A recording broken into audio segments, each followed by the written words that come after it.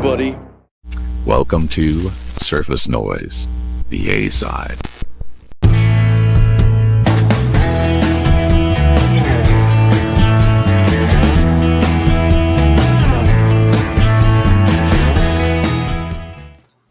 Look at that. I gotta give StreamYard some credit. Adding that little wrinkle of threading that intro video in with live.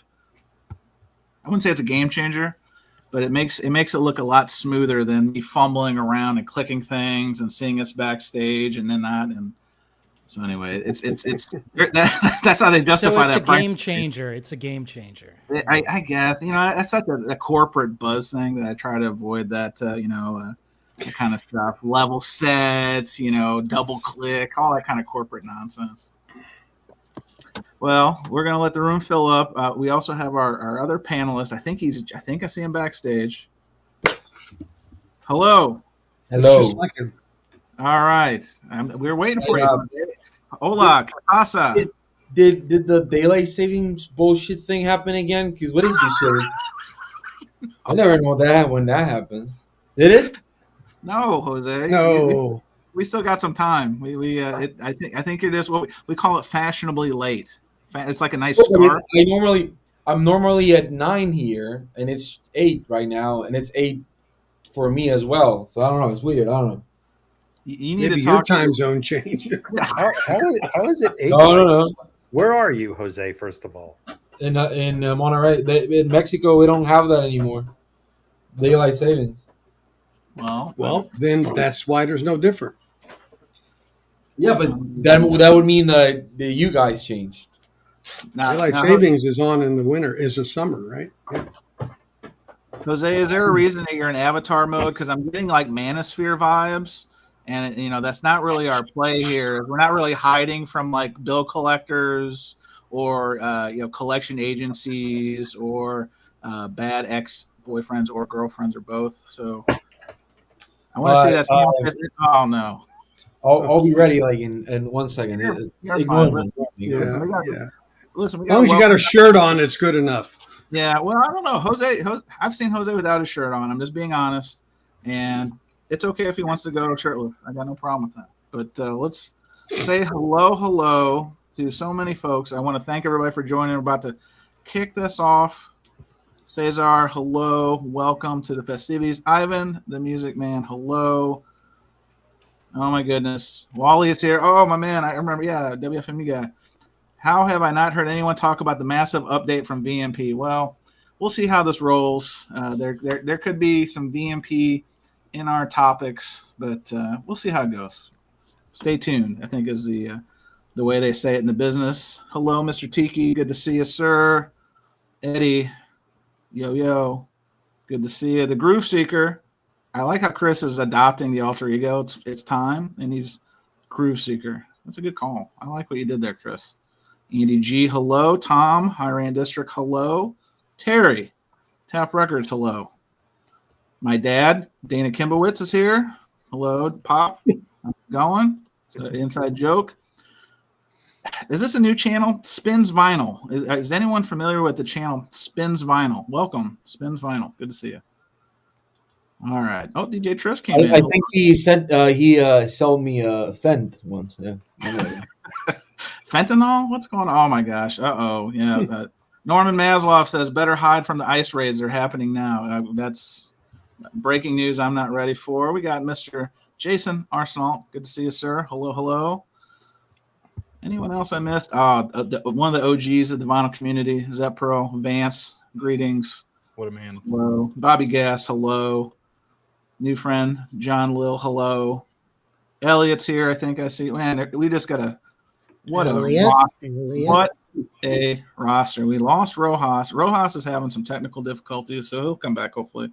Yeah, the IT guy's having problems. That's amazing. This is what happened. We got those raids, and now the IT is falling apart. Now, hey, before we get started, my man, John Bip Bop Boom. First of all, one of my favorites in the community. Learned so much from him. I caught the tail end. He was streaming right before we came on. And you know what my guy did?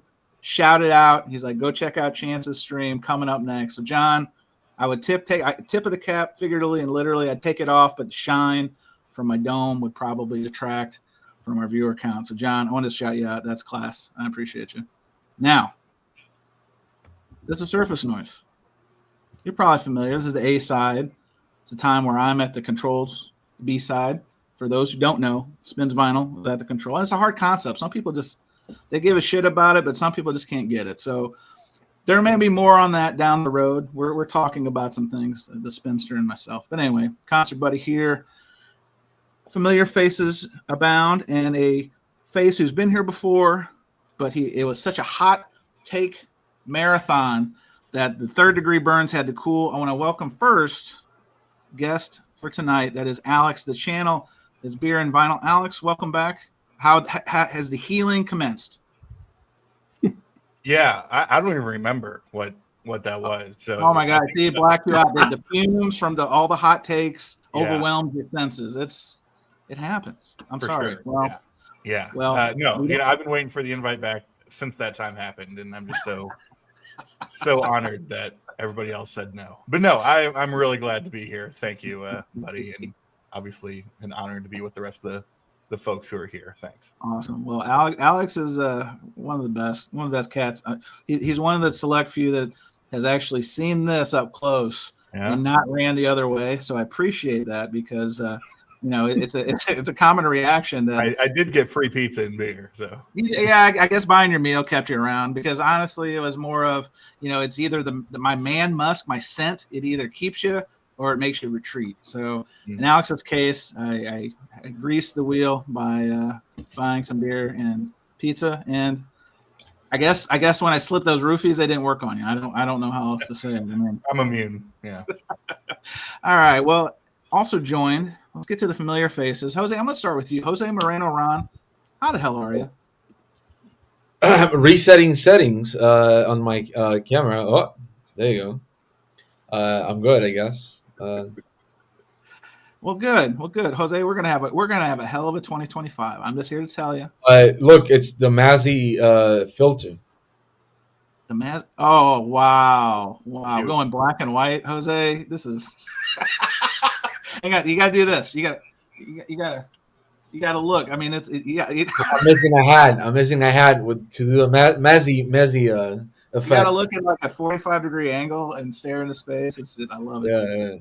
All right, and then. All right, there you go. Well, let me get through the introductions and we'll start cracking each other. Arnaldo, the channel, for those that don't know, who should know, Fidelius_frequency. Arnaldo, welcome back. Concert Buddy. Yeah, it's been a while. I was out of commission, so I didn't catch you on the last Concert Buddy A side. So yeah, you got hit by the flu side. Yeah, you got hit by that flu side, man. Well, glad to have you back in the saddle. I know last week I watched the B side. You're man, what a trophy! You were literally just gutting it through. It was like Jordan Game 6 flu game. You were just trying to get through the live stream. You're on the couch. Your computer was resting right here. The couch is because I still had the Christmas tree up, so I didn't want to get teased for the usual spot. It has still having a Christmas tree up on January. What was it last week? January 16th, right? Oh, January 6th. 16th. No judgment, but I mean we're still in January. I give you people usually till about the end of January. Some people set their trees up late, but if you're getting February 1st and you got that Christmas tree, you're either in a trailer park or you've got questionable morals, as far as I'm concerned. Yes, Jose. Somebody said Happy New Year to me today. I thought I was weird. Is it acceptable still? No. Here's why. Who sent this to me? Oh, so new friend of the program, Harold. The channel is Top 5 Vinyl. He recently published a recording we did a few months ago. I sent him a thing and talked to him. I said Happy New Year a few days late, and he sent me the classic Larry David clip where at the gym where the gal comes up and she's like Happy New Year, and it was like January 26th, and he goes, "Is it?" LD for the win. Yeah. And it's somebody I know, so Fair enough. And then as our friend Jason, there he is, Jason Rojas. What's going on? IT is letting you down. What? I mean, are you with us? I am with you now. All right. Figure it out. All right. Beautiful. Jason Rojas, back in the building. And then, and this is the reason I saved him for last, David Bianco, the channel Safe and Sound Texas Audio Excursion. David, hello. Risen from the dead. Almost. Well, David, listen, I'm not to bury the lead. I actually knew this ahead of time.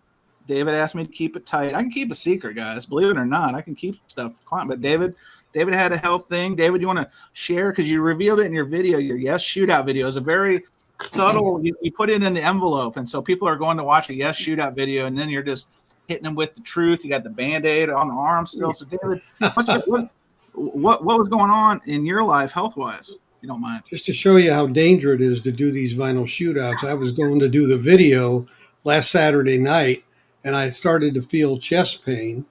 I checked my blood pressure. It was 200 over 150. I was in an ambulance 10 minutes later, went to the hospital, and Monday I had a heart catheterization and ended up with 2 stents because I was 80% blocked.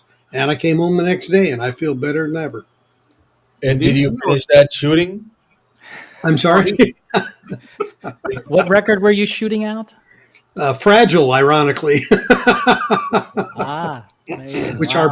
our bodies are fragile.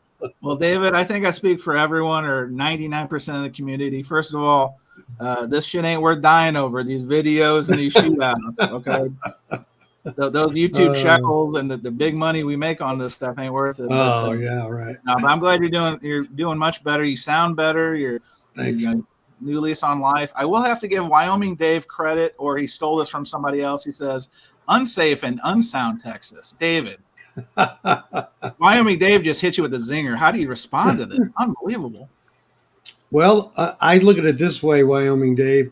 I was safe because I listened to my body and went and did something about it and didn't have an ego to say, it's nothing, it's just Mexican food. You know, no offense, Jose. Never happened to me. Never happened. Thanks, everybody, for the well wishes, everybody. Thanks. I appreciate it. Tom from High Rant District said, I think this is a message. This is pointed right at you, David. He says, the lesson, don't listen to Kevin Gray records. Dave, is that what happened? What are you Jason's lawyer? What is this? The revolution will not be televised. I mean, look at Rojas started. Now we've got the malcontents and discontents are just joining up. So. All right. Well, we've carried on long enough. Let's get to the business of record collecting. And we've got a couple of hopefully fun titles of topics, I should say, of conversation. And the first one, let me get rid of Tom's commentary here because that was a good one. Now let's go to the first topic. It's like crossfire. First topic. And this is kind of, Wally kind of talked about Vinyl Me Please earlier. It's kind of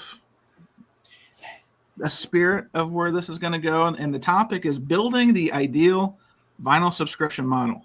So I want to talk about, and we'll go around the dais, of course, but just perfect world, startup funds not an option. Like, what are the things that to make a safe and sound vinyl subscription service like work? Because obviously some have come and gone. You've got Bandbox, RIP. You've got Curates, RIP. Vinyl Me Please, some would say is on life support. There's other ones, Magnolia, Record Club, Vinyl Moon. I mean, everybody's trying to get in on this. And in fact, Interscope Records, the Tone Poet Society, I know the Groove Seekers here, everybody's trying to get in on this action. So I'm going to kick this off with what I think is probably, to me, the most important thing, and it all revolves around the money, cost. And I think that if you want to have a successful or a lucrative or a long-standing successful vinyl subscription service, you got to get the cost right. Cost on the back end for the end consumer, that it's not overpriced, and it's something that can be easily assimilated into their budget, but also cost on the front end in that you're not making too many, you're not making bad licensing deals, you're not sourcing from plants that charge too much, you're not overextending yourself, you're overextending your credit, et cetera, et cetera.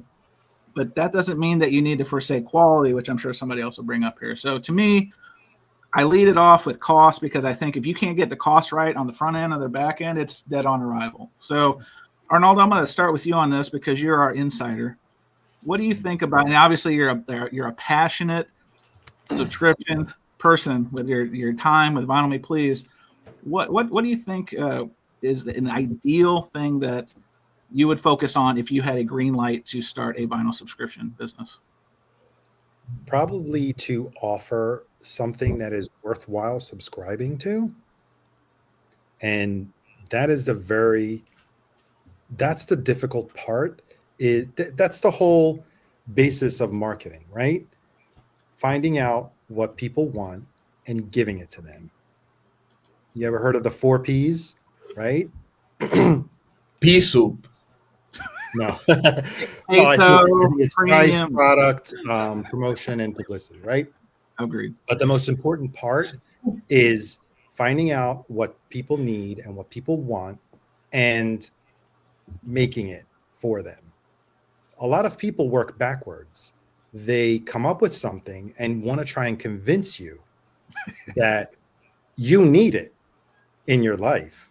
And that is the wrong start for any type of business model, whether it's records or whatever you're trying to sell. It's always the idea. It's always finding something that you know or don't know people want and need, and then you market it. So offering the same records over and over again that people already bought probably is not the best strategy to start a record subscription club. Dare I say redundancy? Redundancy is probably not there. Okay, fair enough. Keep saying it; it'll be redundant too. Oh, David! I told you, David's at a hospital. And you touched upon the price point. Absolutely. Yeah. What was the most recent one? The jazz one that came out last week.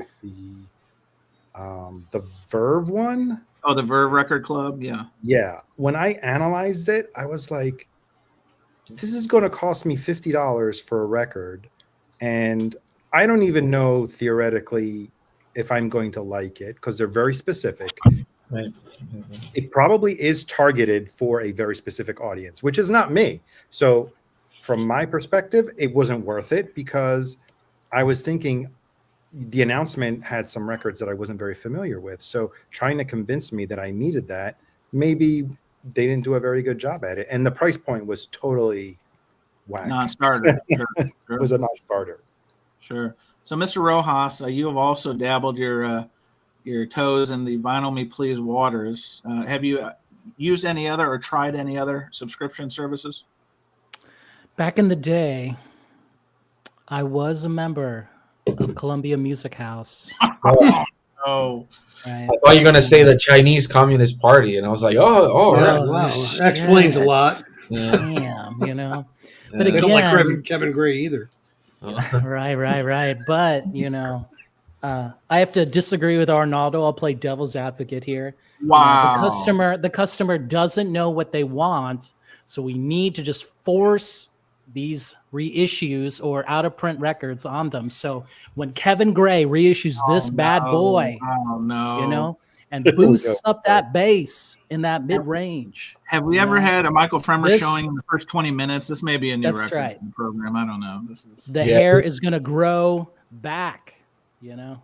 Come on. It's like somebody dying immediately when the whatever the ice ring championship starts. You know.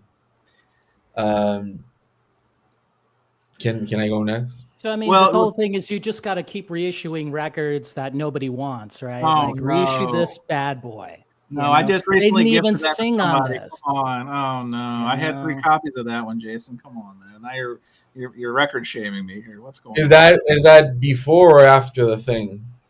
Before. Before the reveal of the Milli Vanilli fraudulentness? I mean, There's another one after that, right? Yeah, where they tried to sing on their own. It's Jose. It's they're as bad. asking who sang on this record, right? Did you sing on this record? And they're like, did you? I did. It was me. Right. It was me. It was me. All right. Well, Jason, before Jose's eager. So, Jason, what sticks out in your mind if you were to advise a venture capitalist organization? What would you tell them is something they should focus on to be successful with a vinyl subscription model? Well, I'll be serious here. Probably you want, you've researched your records, right? Maybe like Terry Tap Records, shout out to him. Like you're going to choose like a out of print record, right? And there's interest in it. right? So whether you're saying that it's valuable, maybe you want to choose that, that would be one of the things. And you wouldn't just choose one, right? You'd have like maybe a 24 or 12, right? Ready to go if you were going to a board, right? Presenting all this. I'll be serious, right? You wouldn't want to present this record, People are going to be like, what the hell's this? They wouldn't even let you in the building, I think, if that Correct. was on your arm. Yeah. Correct. Fair. That's fair. All right, Jose. Jose's yawning. You better get to him. He's fading. He's fading fast. Jose, what say you? It's the time change, Yeah, it's a long day. I'm going to make you big because we want to look into those brown eyes of yours. Come on now. So, Jose, you've obviously, I know you've had some subscription records. What would you advise somebody if they came to you, if they came to the El Presidente of Aurora Central Records and they said, what would you tell us is our number one thing we need to focus on? A vinyl subscription model. Go. Well, I think that not only look at what records really sell well, but actually what's out of print, and something that people actually want. Because fuck, why is everybody just looking to see like the others? Hey, you saw they did this? Why don't we just do that? And I don't understand it. It's like they just. I think it's probably because Vinyl Me Please audience doesn't really extend that much to like Analog Productions or MoFi as much as we think, because we are seeing it from that hill. But most people that buy from Vinyl Me Please are just people that like pop music, and they get this sort of like, it's like when you use Spotify and you use one of those piece of shit playlists that people are like, oh, I'm discovering artists. So it's probably the same in the same vein. So I would probably say that plan ahead, try to seek out different titles, maybe do like quarterly. I would probably do them like quarterly. So you're saying timing in terms of. Yeah, but release all the titles they're gonna be like they were used to, like you doing it like a year ago. Because that way, people are like, all right, it's not for me. I can do it up. But if not, people are just stuck with a record they don't really fucking want, Jose, friend of the program, Louis Golden's here. He says, I've been watching for 6 seconds, and Jose hasn't shown a record. Chat, is this real? Jose. Yes. We're calling you out. I will have to like do this, and I have a dog here. But I would say that in order to have a more successful one, it's just stop doing what everybody else is doing. And if you see somebody doing it and you're still on time, maybe release it as a store exclusive instead of like a monthly feature selection. Sure. Monthly selection, yes. Because I don't think it's that hard, because sometimes they just pick the same bands, but they pick the same fucking title somebody else did. Redundancy, yeah. Yes. So maybe, if you see somebody doing Fleetwood Mac, go like, all right, what else can I do?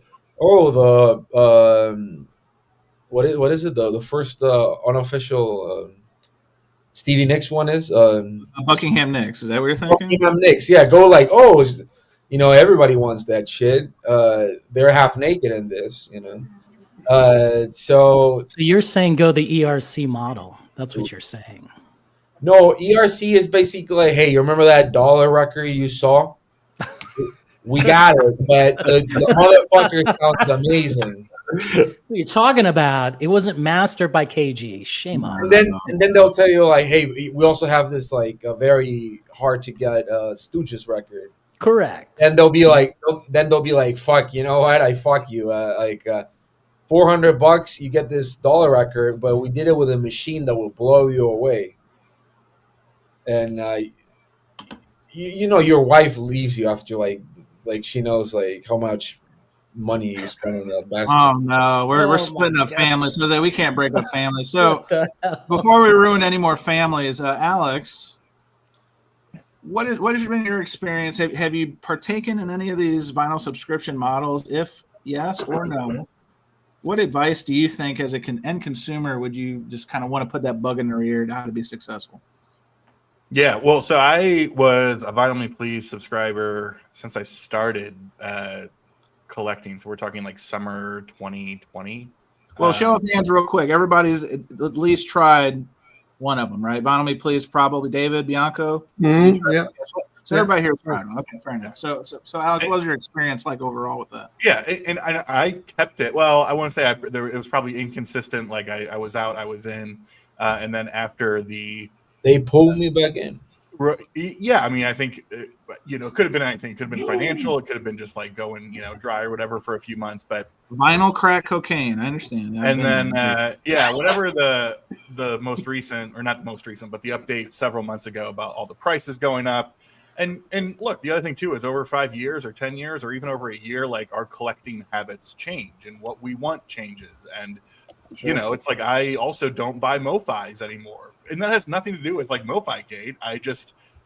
I'm not interested in $60 audiophile records anymore. So, I will say though, like in my experience, I had a very positive experience in the 4 years or whatever with Vinyl Me Please, but also, something I have to consider when it comes to subscription models is like, someone told me like there's no such thing as a rare record anymore. Like there's just expensive records. Like you can find and you can go online and buy any record that you want. Blaze Foley. Yes. And so it's like the idea that there it is. It's like, oh, like this is the only way of getting these things. Like you can like there's no shortage of places that people can go and get exactly what they want. To Jason's point, yeah, I think there is an element of like, no, people don't know what they want, and just the idea of getting the mystery record is cool. Do you remember? It can't exist anymore. Do you remember vinyl?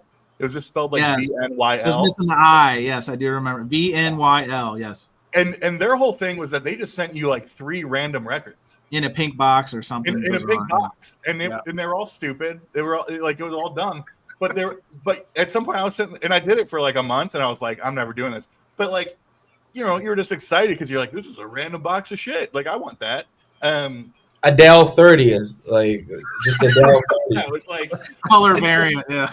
But I will say, like they had like this cute theme with it where one of the staff members, which like you can't imagine that they're a big operation, would personally put your box together, based on what you say you like, and then they would write you a note, and they'd be like, gross, Alex, you said you like metal, so I put in Tool Opiate, and I'm like, you mean the record that's like $7 on Amazon all the time? Thank you. So, again, like I think like you can buy stuff anywhere. To the other points too. Yeah, of course we would all want out of print, rare stuff that you can't get by everywhere else. But there's a reason that a lot of these places have not reissued those labels. Like Buckingham Nicks, for example. I mean, I don't know that has ever really been outside of really early represses of it. But so that's my thing. I think there were a lot of changes with Vinyl Me Please over the years that I thought were good changes. I think that they should identify, and I will say I'm cheating a little bit here because one of my favorite jazz channels is WCB or What Can Brown. Yeah, what would Brown do for you? Yeah. He did.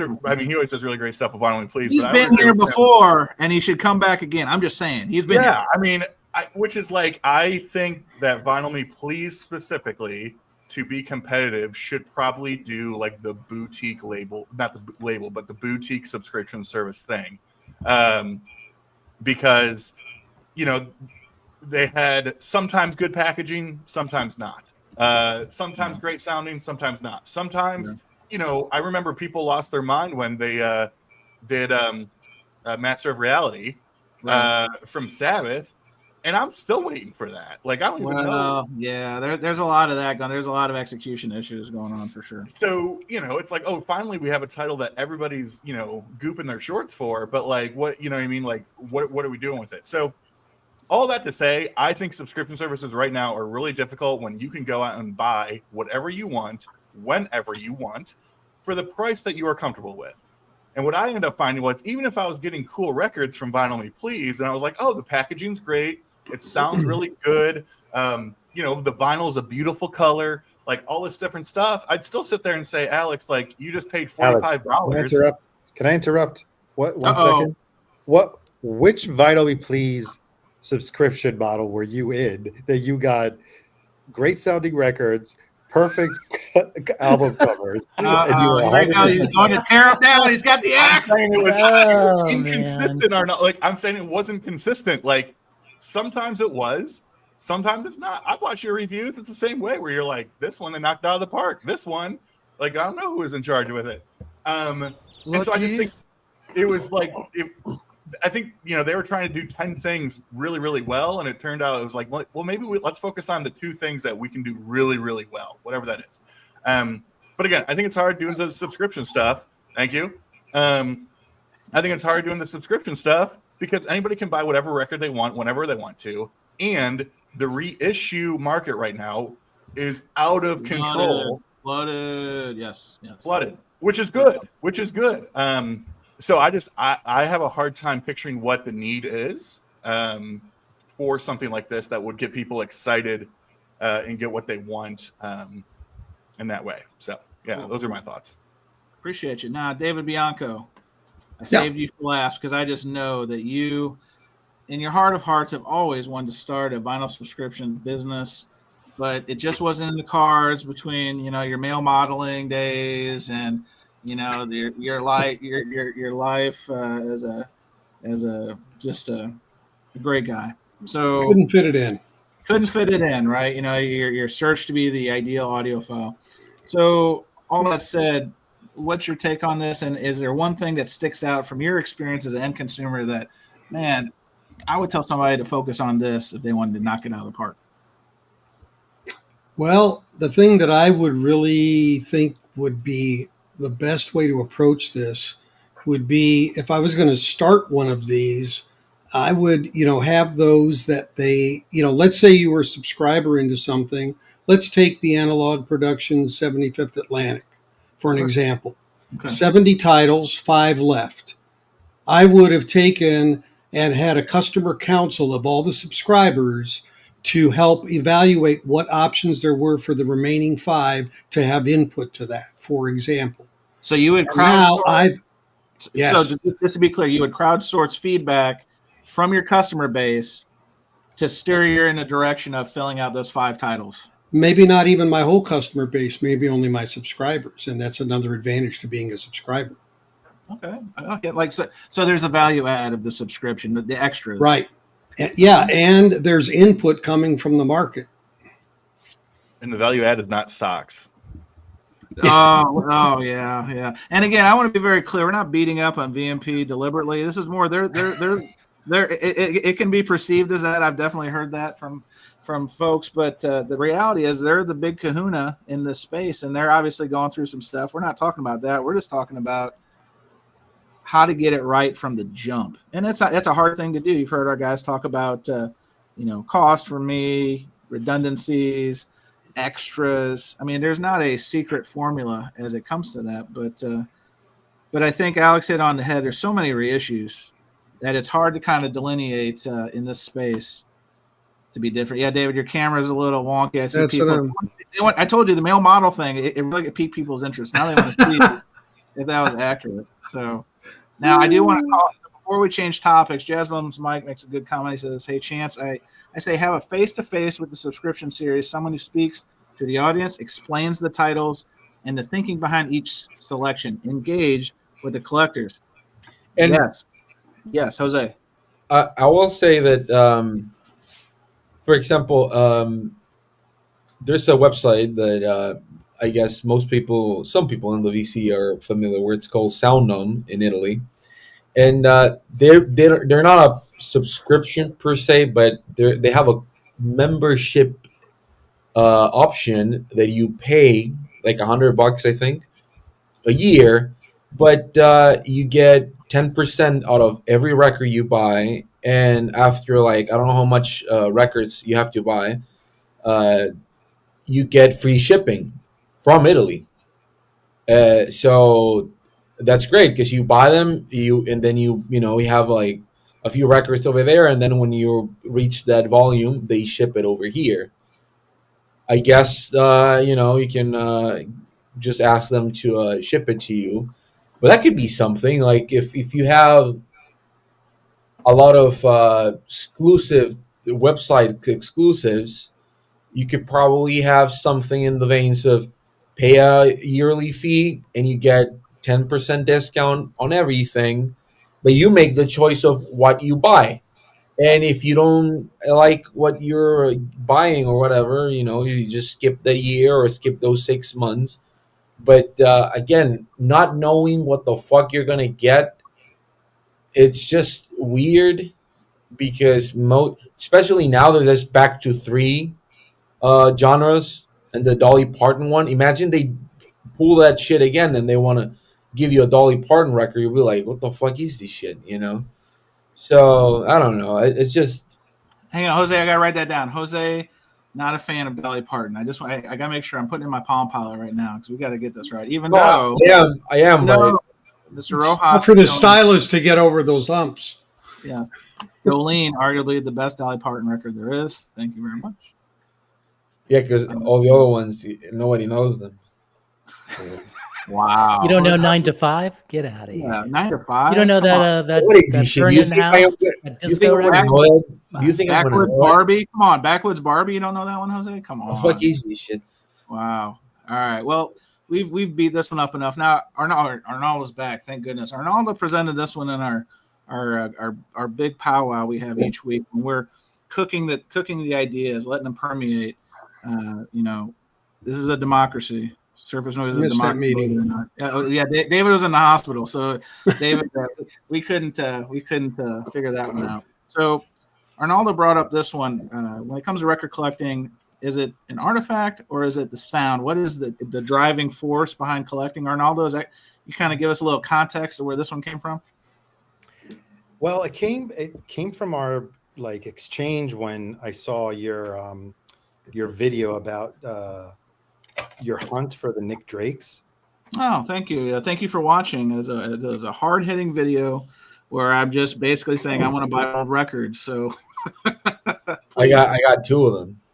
Oh, well, shit, Jose, we got to talk. But anyway, Arnaldo, so please continue. So, yeah, I mean, you were interested in getting first pressings, I'm assuming the UK ones, right? Correct. Of the Nick Drake, which I had contemplated for many, many years because Nick Drake is one of my favorite. And it's only 3 records, so it's really doable. But when you look at the prices, dude, it's ridiculous. And plus, they're really hard to find in the United States. So you have to rely on someone that's on Discogs or on eBay and whatever kind of grading that they're going to subjectively give to the record. So on top of spending all that money, you may not be satisfied with the end purchase, right? Sure. So when it comes to things like that, I wonder, yes, I love Nick Drake. Yes, I would love to have first pressings, the pink rim ones, right? I think they're called Island Pink Rim. But do I really want to spend all that money? And is there something that's comparable in terms of sound? Because I do have reissues, the later reissues, which I believe, I think 1 or 2 of them are actually directly from the tape. But that's besides the point. Yeah. Or can I find something that is as good as the very first pressing, where I'm basically buying only the artifact when I get the first pressing? Therefore, I did some research and I settled on the Fruit Tree box set, which collects. It was done in, I think, the mid and late 70s. There were 2 editions of it. Right on call. Tim University of Vinyl. Just get the Fruit Tree box. Boom. Oh, and on cue, we've got a prop. And eventually I did. Excellent. Get the Fruit Tree box, and they sound excellent. Will I ever know if they're as good as the very first pink island, the Pink Rim Island? I don't. But from the information and the research that I did, they're pretty close. So see, even Tim, University of Vinyl, kind of confirms it. So it comes down to that's the other version. Yes. I don't remember. I think yours comes before mine because yours, I almost bought that in Italy, the one you're holding up, Jason, the blue one. But it doesn't come with the extra album, which this one Correct. does. So that's why I passed on that one, and I ended up getting this one, which maybe yours is probably what, 1976, and I think this was maybe 78 or early 80s. Maybe it's 80s because it's from Hannibal. So yeah, so that was my thought process in the purchase of a Nick Drake. Maybe one day at a record fair somewhere in Europe, I will stumble across and I'll get lucky, or maybe, I don't know. You never know what you can stumble across, right? This is very true. But on the flip side, I will have to say one more thing. Something that I actually bought because I wanted the artifact. I wanted the first pressing of the Ramones record, the one with the misprint. And I had a Chris Bellman reissue, which supposedly was an all analog reissue that everyone swore by, and sounded okay. I figured, oh, it's a punk record. It's supposed to sound like this. But when I put this one on, there was no comparison.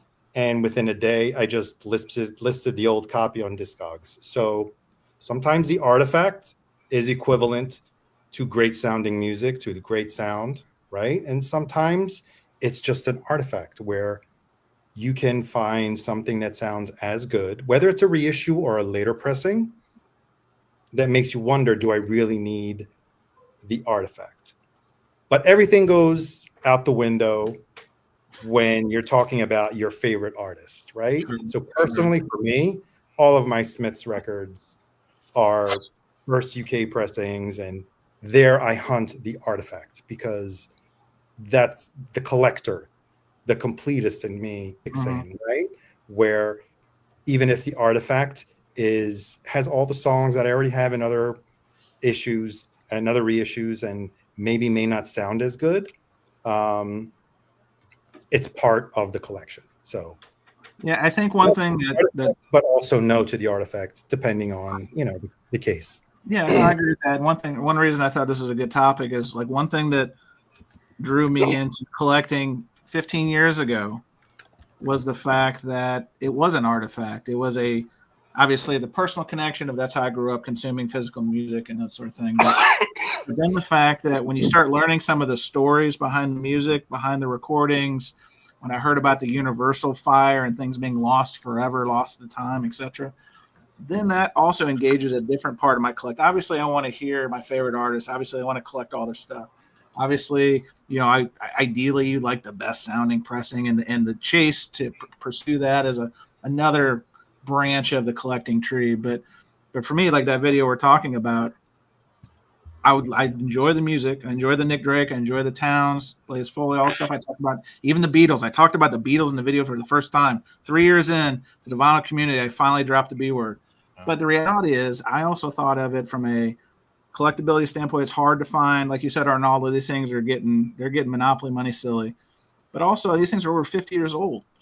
And I've been kind of joking behind the scenes when I've been talking to people about this, but the only way to get these things, if you don't act now, and I know I'm probably creating competition here, but you either get them now or you're going to pay the didn't get it soon enough tax, or you're got to wait for people to start dying off the olds and hope that things resurface in these stores.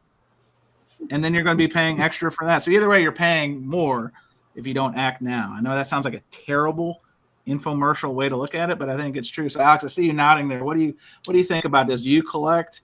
Obviously, you collect what you want to hear. Talking about the Badfinger stuff, we were talking off camera a little bit about that. But also, do you collect because it's a preservation thing for you? Like, walk us through your psyche collector.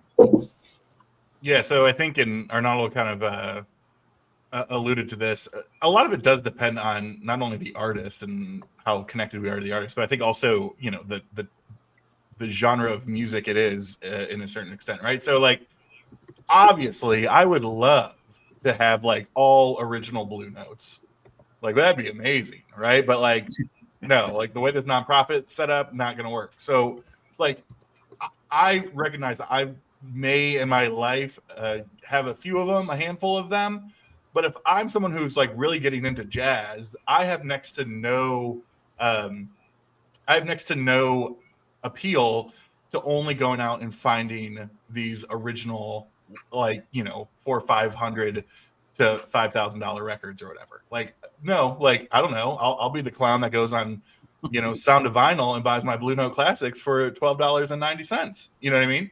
Like, because to me, it's, you know, yes, they sound great and all those different things, but for me, that's a way to get that album in my collection in a way that financially makes sense. Now, all that to say, if there's a Blue Note Classic title for, you know, $25, and there's an original Blue Note title that's worth $1,000, but I see it for $150, then am I like, well, you know what I mean? Like the artifact and the, you know, those things might start kind of colliding, right?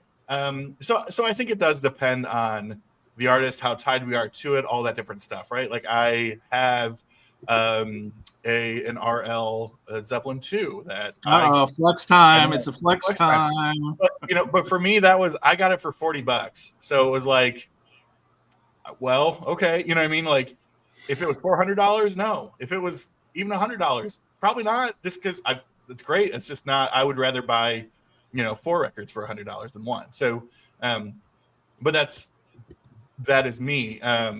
I, based on what I collect in the music I am into, though, to me, it's the artifact thing. It is the physical. Obviously, it's the physical part of it. But there are certain things that I get more excited about than others. Like, I love opening up a sleeve and like seeing that somebody wrote something like ridiculous on like the inner cover or like on the insert.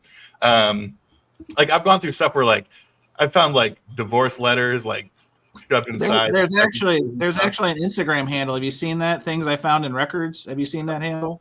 No, I'll have to though. It's exactly what you're talking about. People put some weird shit in there, but anyway, please. Yeah, and so like I don't know.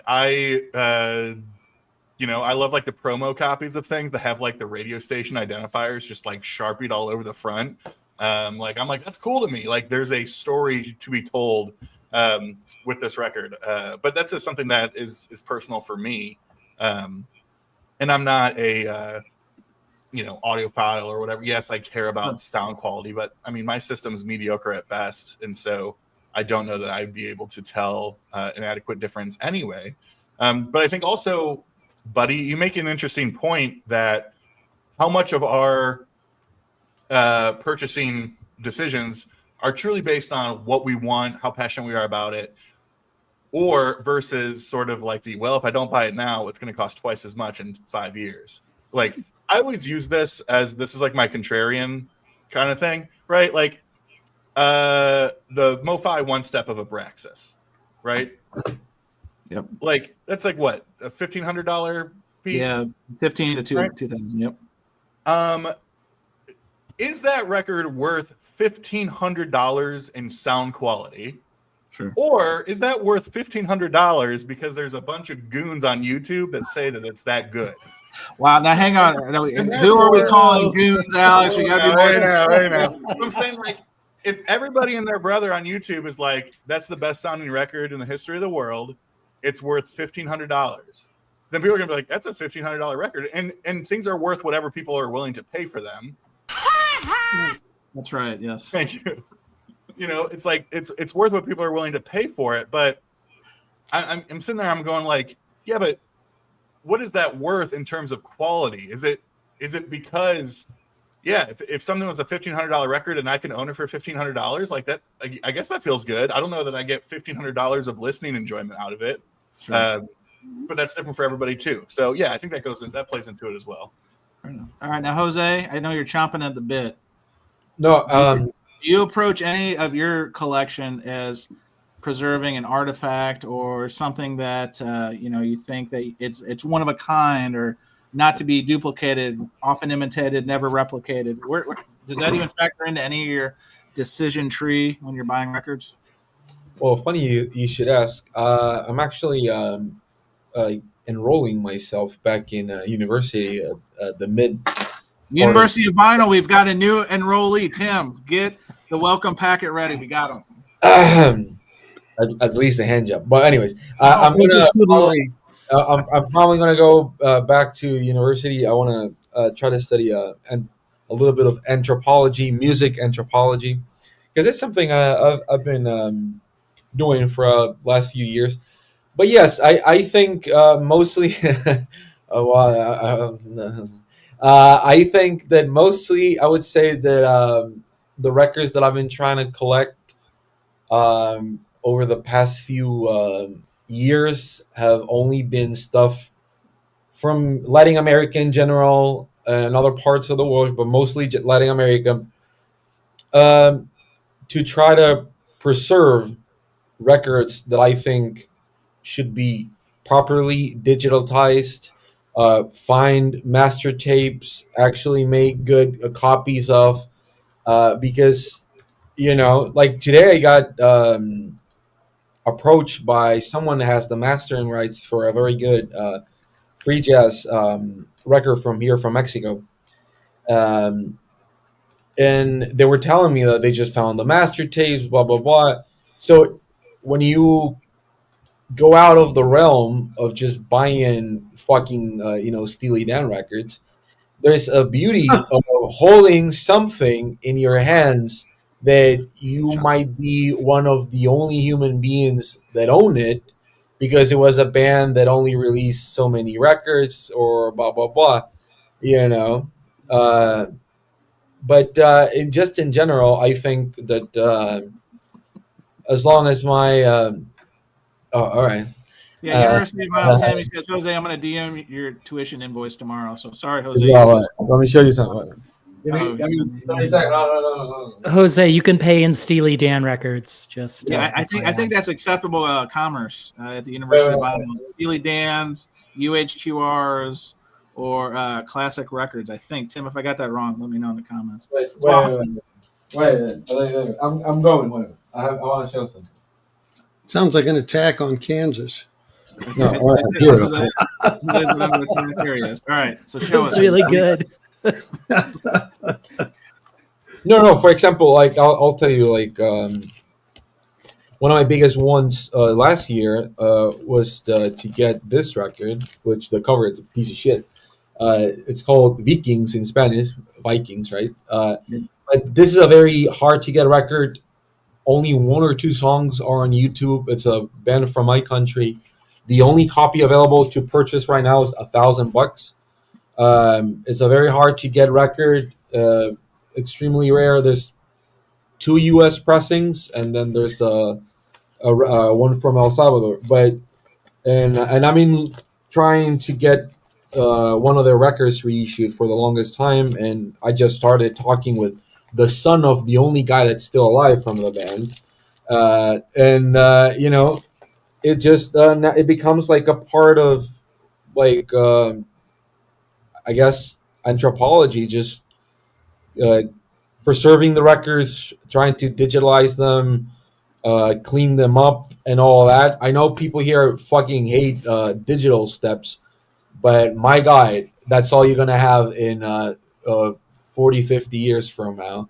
So you have to make sure you got a good digital copy of it, because sooner or later, all these records that people really love, they're all AAA. They won't be able to be AAA. And, some people, just by storing the record and not listening to them at all, make someone 30 years from now enjoy a record that they actually love, that it's preserved in the right way. And I have a lot of stuff like that. I'm working on a reissue of this record, which is like a... what is that, Jose? What's the title? It's En Voz Baja, on low voice or whatever. By Rolando Chia? Rolando Chia, yeah. He was a guitar player from Mexico. Never got reissued. Never. It's not on Spotify. It is on YouTube. You've never heard this record. You will never find this record. But it's just a very nice guitar record that is worth it. But seeking it out is basically just my way of, like, I was talking with the artist, and he was like, "Oh, like, thanks for reminding me that record exists." And I'm trying to get a reissue. Another record he released only in cassette, that it's not even on Discogs. So I think that it is nice to sometimes what is it? But I don't Oh, understand. Jose, we got a question. This is Jefferson to Blind. He has the channel. Says, you're not wrong, Jose, but I don't understand why they can't do a 1-to-1 dub at the same time. How do you feel about this? Well, again, I think that because you have an American mind and you're only thinking that everything is Purcell an assault mine, that's great. But most people like me that come here from Latin America, master tapes are nowhere to exist, if at all they exist anymore. Artwork, it's nowhere to be found. It's hard to get everything pressed. When you buy some of those like African reissues, if you get like Fela Kuti reissues and you see the cover looking like shit, you're like, oh, why don't they clean it up? They probably not, because you won't find it. It's the artwork, it's gone. The fucking thing looks like shit, and you know, it's just it's impossible. So for most of these records, you're gonna get needle drops. You're gonna get like 20 different needle drops put in together like a Frankenstein. Don't worry, because AI is going to fix everything. It's going to fix the artwork. It's going to fix the music, everything. It's going to put us out of work. All that's going to be fixed by AI. But again, I understand that people are like, oh, I want my AAA jazz records, which is great. But again, not every country has that possibility. Yep. And not every release has that possibility. And sometimes if you do love a record that you're really into, owning a very clean copy, it is a way of preserving a type of history, a legacy of an artist that's no longer, widely available. Sure. Lost to time. Yeah. Yep. And for example, Sony reissued some Argentinian records, and one of the records has a digital skip, like it was a CD master or some shit like that, and they had to cut the intro of a song. So now it's like you only can get that intro of the song on the original pressing, and then it becomes all this like, then why the fuck are they doing it, right? Just do something else. But such a big label like Sony, they were just like, fuck it, just release that shit, because most people just want to own the record, which is what happens mostly if you go to a record store and if you see only new stuff. Most young people only want that. It's like, vinyl me please. Somebody said it in the chat earlier on. It's weird they're trying only to appeal to 65-year-old men on vinyl me please, when most people that buy vinyl of me please are probably like 20 years old. Now, Jose, that's a great segue. I'm gonna cut you off because we've got a 65-year-old man here. His name is David Bianco. David, where do you land on this? Because obviously you've been collecting your whole life, and so I don't even remember what the hell the topic is. It's been so freaking long since you started. Anyway, artifact or sound? Okay. Yeah. So where do you stand on this? Because obviously you're one of the few that never really got off of vinyl, right? My whole collection is an artifact. I mean, I have both. I mean, I have a lot of things that are unique because of when I bought them, but a lot of what I buy now is to see if the sound can be bested. And I just want Jose to know the reason we don't send master tapes to Mexico is because of the cartel. But anyway, I'm glad. Hey, we're not going to get them back. We'll never get them back. So, for me, it's a mix of those. I really do nowadays listen, because most of what I buy is older stuff that was made, in the 60s, 70s, 80s, and early 90s. So for me, I'm really doing a lot of sound comparison now as opposed to artifact saving, because I've got most of what I want in that job. Sure. Yeah. I like it. Perfect. That's a nice, short, concise answer. See that, guys? Okay. And then I was going to go to Jason, but Jason, I think there he is. Oh, there he is. I'm closing with you on this for a couple of reasons. One, you've been collecting records longer than me and probably some of the other people on the dais, other than David Bianco, because I said 65-year-old.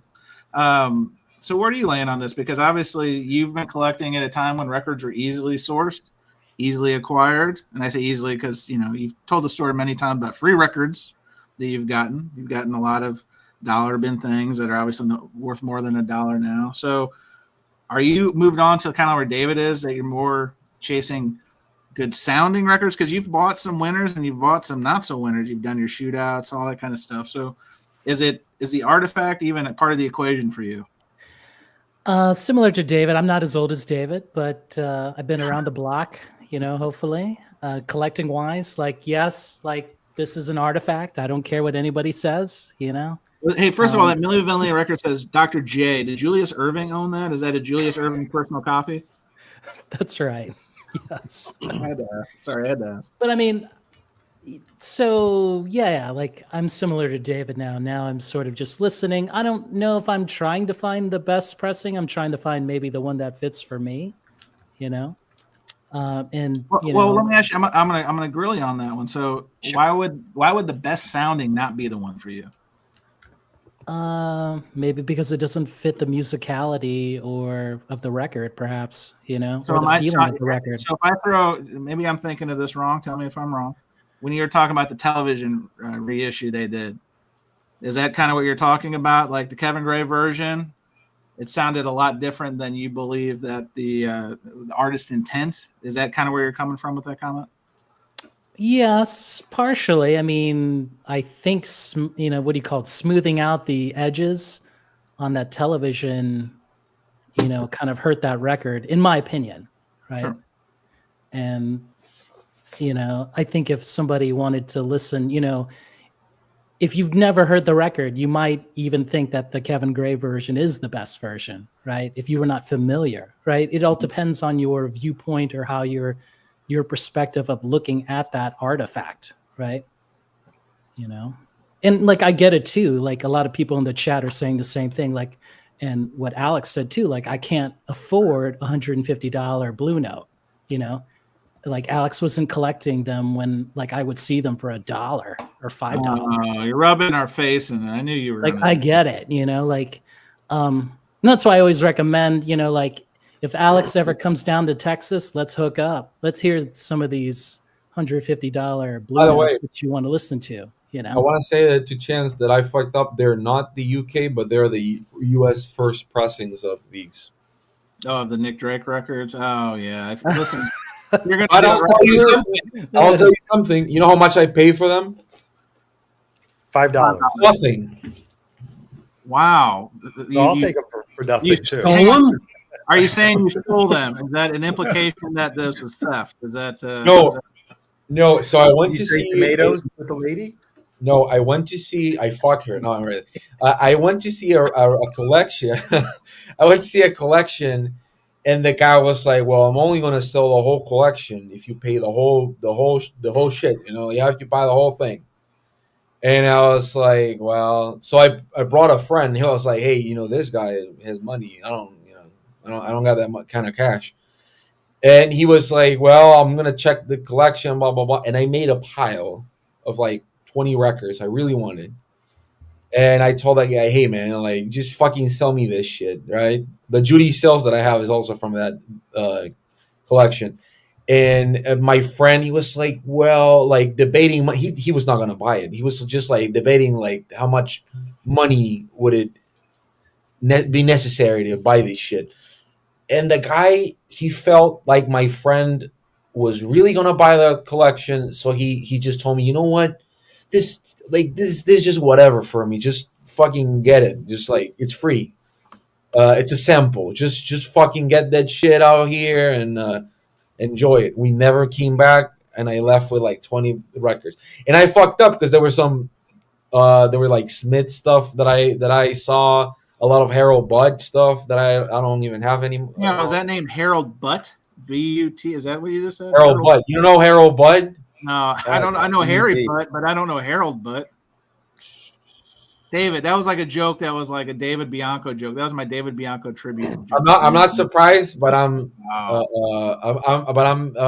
scared of people. Oh, Bud. I thought you said Bud. I thought you said Harold Budd. Oh, Bud. Oh shit. Yes.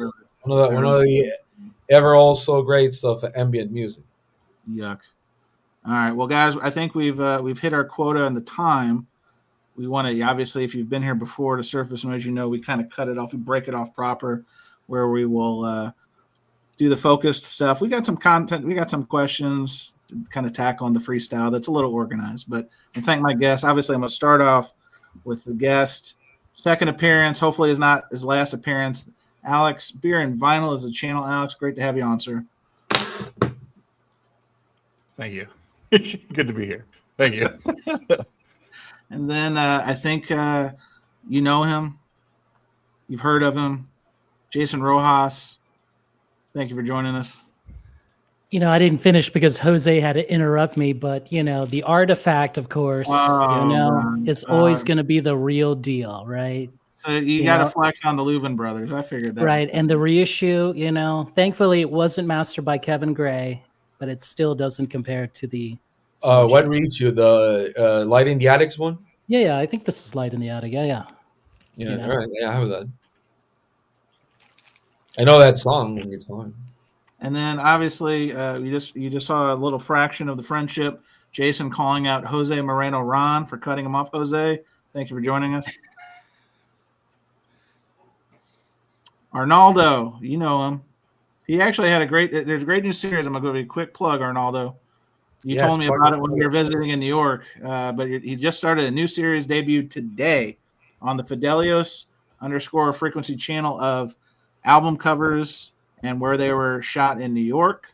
A great idea. I told you back when you told me about it months ago, and now it's come to fruition. That's why you're wearing a T-shirt in your video. I want to be very clear. It was filmed months ago. That was like that was done in the summer. That's why I had a T-shirt on.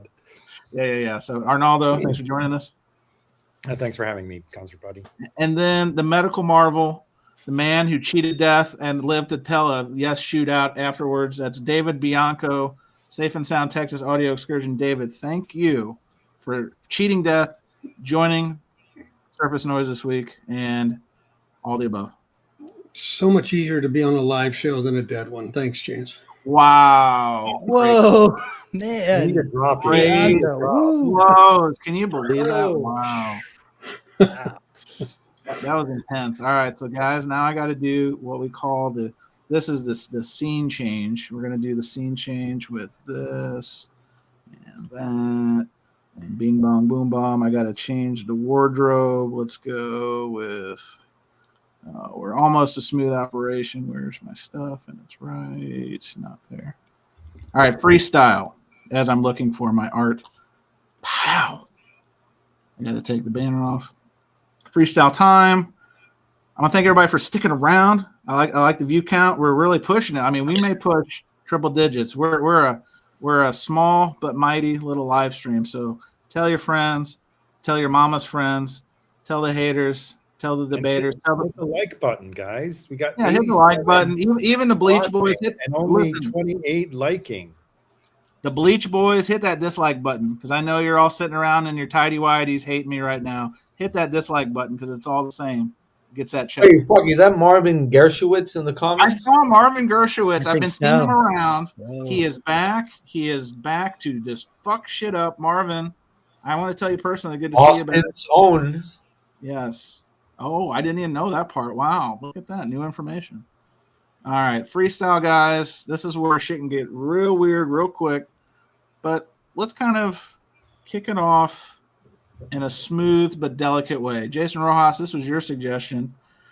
Advice to buying or selling vinyl in 2025. What made you suggest this in the suggestion box this week? Well, I just think it'd be a start of a new year, and we would try, the panel, right? We would try to help some people, we'd start new, I mean, trolls will be trolls. That's never going to disappear. But why don't we do something positive, Definitely not. Hang on a second. I got to take my... Is this... Jason, is this you? the positive, my man. I can't... Oh, my God. This is the big one. I'm going to join you, honey. Oh my God! All right, so Jason, let's continue the positive tip. What is one piece of advice you would give to somebody who is buying vinyl this year or selling vinyl this year? We'll start there.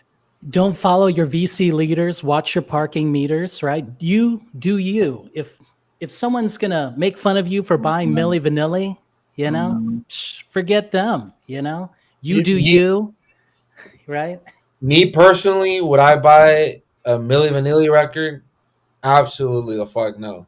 Wow, this is the Wow. fraying of the friendship continues. These guys are going to go at it by the end of the show. I'm sorry to But Right. but if somebody said, "Hey, you know what?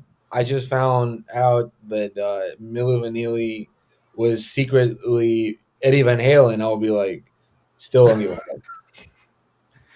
Like, I just say, like, follow your instincts, you know? Of course, you can be influenced by, you know, videos on Vinyl Community, but you don't have to buy what they're trying to sell. You know, you get on your record journey, like, whatever that is, you know? Like, Can I add a piece to that? Sure. Trial and error is okay. Yes.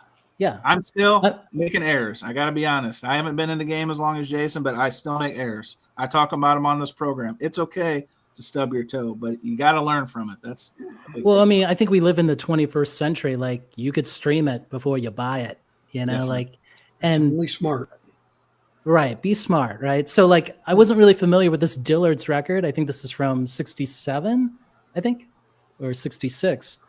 But I actually enjoyed the hell out of this. Like, you know, they covered Harry Nilsson on here, like Rainmaker, and it just was phenomenal. Like, I couldn't believe it. Like, and it was only $2. Like, I'm all game for it, you know. And I think it's okay to take risks as long as it's below The 10, Diddlers? you know? The name of the band is the Diddlers? Fuck it. No, the Dillards. Oh, the Dillards. Dillard's, like the department store. Yes. Oh, I thought the Diddlers. You know, like Jose, yeah. isn't that where you stole those Nick Drake records from? The Dillards? And come on, man. Like, the Diddlers. and this was also $2. I love this record. Like, I've forgotten how great this Oh, is. Isley This is Brothers from St. Louis, brother. Come on now. Yes, sir. Between the Sheets, you know, this was that look at that sample, silk. right? Look at Light that. the power.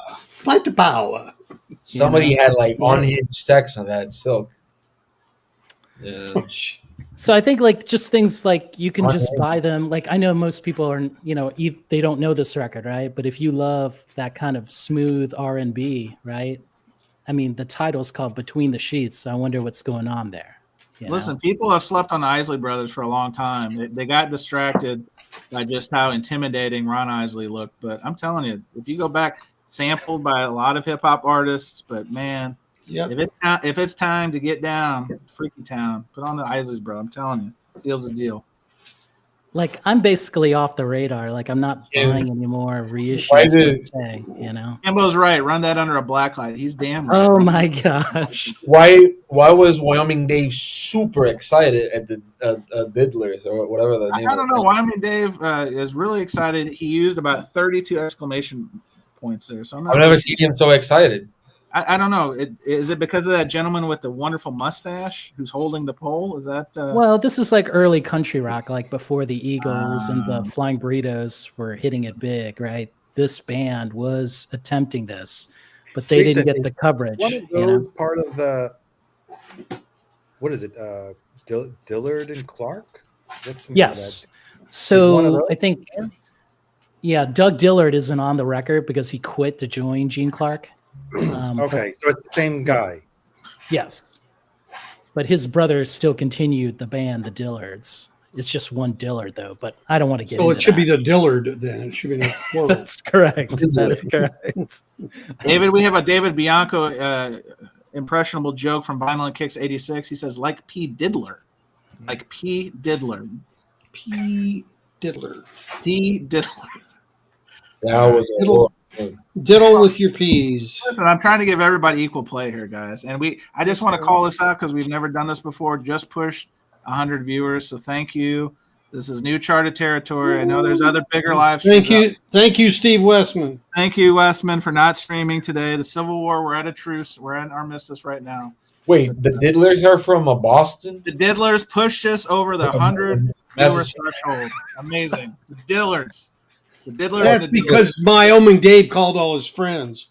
It must be. He called them out. All right. Well, good feedback, Jason. That's a good way to kick this off. So I'm going to go to David Bianco because I can't. You were pulling up the rear unintentionally in the first part of the program. I'm starting off beginning of the rear. If that makes sense. What advice would you give to collectors in 2025 from the buying or selling point of view?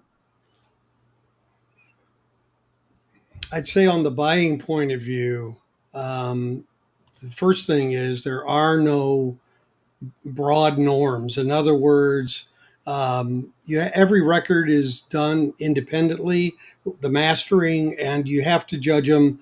You can't always say that, let's say, a Bernie Grunman is going to be the best, or a Kevin Gray is always going to be the worst, or MoFi is going to be the best, and an AP is going to be whatever it is. You have to really get to where do you feel comfortable in your purchases. Like the Fragile review really shows that a $25 record, even though it didn't win the top, it definitely, for a value standpoint, was the best value, unless you really, really want the top copy of that record. So, I would say, and the other thing is figure out who seems to be closest to what you experience. In other words, if someone said, I think this is the best, or this, and go over some of those and then say how similar are the findings that I have, that it really met my expectations, because there's a lot of different opinions out there. Now on the selling side, like I'm going to be selling probably at least half of my collection in 2025. Oh I have a lot of shit! duplicates. Wow. I have a lot of duplicates, and I have a lot of records that I don't listen to that much, and so I'd rather pay it forward and put them out there for people in the VC. So like Tim University Vinyl just sold some of his on his Instagram page. I thought it was a pretty cool, quick way to do it. Obviously, most of the people he interacts with and knows. So, find good paths to get these to people who are going to enjoy them. And, if you sell it to somebody, they flip it, they always have that choice. But if that's what they're in it for, that's not really who I want to sell something to. David, is there a vetting process? Is there a questionnaire that these buyers are going to be required to fill out when it comes to making a deal? I just have to ask. I usually have background checks on them ahead of time, so it's really not a problem. Putting the safe and sound Texas audio. Yes, absolutely. I love it. All right. Well, let's go to, we're going to pass the rock. Alex is still here. Thank you, Alex. I'm glad you didn't desert us. Some of these guests we have, they're just here for the limelight in that first hour, and then they just straight up peace out on the show. Yeah. Yeah. Well, so I don't, you'll never have me again, buddy, on here. No, because I don't know. I'd like to think I represent a little bit of some contrarianism amongst all these hundreds of people that you have watching. Congratulations. You're welcome. But there's a YouTube channel I used to watch. I'm not a whiskey drinker, but one of the best YouTube channels out there that's not related to music or vinyl or anything at all is the Whiskey Tribe. And they're just like these two dudes that are just like amazing. But the idea was like that's another kind of hobby that is like very smug and very like, and they would always ask like, and they would always say of like, what's the best whiskey? What's the best whiskey? And the response is, it is the whiskey you want and the way you want it. And like, I firmly like truly believe this hobby is the exact same way of like, what's the best record? And it's like, it's the one that you want and the way you want to play it. And I think a lot of it too is recognizing that these people that are on YouTube talking about these things, we represent such a small and like very, very finite representation of the greater vinyl market. And Correct. So I think a lot of times, like we have these conversations and there's 100 people watching, which is amazing. But the reality is I think a lot of people who are wanting to get into jazz might be buying the $15 wax titles or whatever they're called, right? Like the ones that people are like, don't buy this. And so I don't know. I would say in terms of buying and selling, it's, I don't know. Like to me, the advice is always, and kind of goes with what like Jason was saying, is like, I don't think like the right answer is whatever you want to do and whatever you want to listen to. And like, I think we've, in a lot of ways, especially with so many different authentic and authority voices. I don't say authority in a bad way, but authoritative voices on YouTube in the community. Like there's this sense of like, well, who's right? Like, is so-and-so right? Or is Jason right? Or is Buddy like, or is who's right here? Like everybody can't be right. And it's like, no, just buy the record. Even to like David's point is like, it's funny. Like he was talking about Fragile, and he's like, honestly, like the $25 one didn't win, but for the value, like what a steal. And I'm sitting there, I was like, Yes is one of my favorite bands of all time. I'm good with my $5 original. Like that works for me too, and I think it can work for anybody. So it doesn't answer anything, but I do think genuinely it is the collection for you, or the buying and selling for you is whatever you want to do. But Alex, we've got a contrarian opinion. This is Chris, the Groove Seeker. He says Rojas is always right. So we know Chris is now on the take. It was rumored that potentially there was some money exchanged in the B side, and now we know it to be true. So got him. All right, Arnaldo, where do you stand on this? Because I know you've got to have some thoughts on what kind of advice. I mean, because this is a very broad kind of conversation, only in the sense we've talked about it for like advice for a new collector, advice for someone new to YouTube, all those kind of things. But what's just a good tried and true thing that you would share from the buying or selling advice market? I'm going to share the advice that I'm giving myself. So if I buy a reissue or if I buy an upgrade, keep only the one that you really want. There you go. Oh, a one. You're not, no more duplicates? Is that where one and done? One and done. Are you going to, okay. If you're not Jose, who listens to his entire collection within a year, every year he listens to his entire collection. There are records in my collection that I haven't listened to in 10 years, right? So do I use... I own it. Just sell it. Do I use the rule of the wardrobe? If you haven't worn something in 2 years, you're never going to wear it again. Breaking news. Hang on. We've got breaking news. Arnaldo, I hate to cut you off. Who said that? Gary Bradshaw, who said that? Hang on a second. Breaking news. But that is... Arnaldo has now declared himself the Marie Kondo of a collection. That is not to say that you can't have a collection, because everyone likes to collect something, right? Not necessarily you're going to listen to it, wear it. So when you're collecting records, it's totally fine to have a collection that you don't listen to, that you don't cycle through at least every 10 years. But I'm just sharing the advice that I'm trying to give myself, which is try to get rid of the duplicates and only keep the copy that I really want. Is everyone sick? Arnaldo, are you sick? David, are you sick? University of Vine, everyone getting rid of records. I'm hearing a message from everybody. There is a massive offshoring of records that maybe I need to make a bigger list, because I'm going to come to you guys and see if I can. We're killing our own channels. This is literally death by 1,000 album jackets. But there are exceptions. I will have duplicates of the artists that I really love, because again, sure, collector in me wants to be the completist as well. So, but I have duplicates of records that I really don't need duplicates of, right? Right. Follow-up question. Is this where we've gone wrong in the hobby with all these color variants? I'm just going to say the quiet part out loud, because Vinyl Me Please, going back to them again, not beating them up, but they are a provocateur of this movement. We don't need 40 different color variants of common titles. But it's been, I guess, positioned or leveraged that, especially with new people to the hobby, that this is the thing to get. Arnaldo, do you think that color variants have really muddied the waters? To a degree, yes. When, you have fanatics that want every version of it, every variant of it, like the Taylor Swift fans. So yeah, and I'm or Lana Del Rey, with different covers, different colors. So retail exclusives, yes. Exactly. There are of course exceptions. Anyone can buy and spend their money the way they want. So if you want to buy 20 copies of Taylor Swift's The Tortured Poets Department, that's totally fine, right? Okay.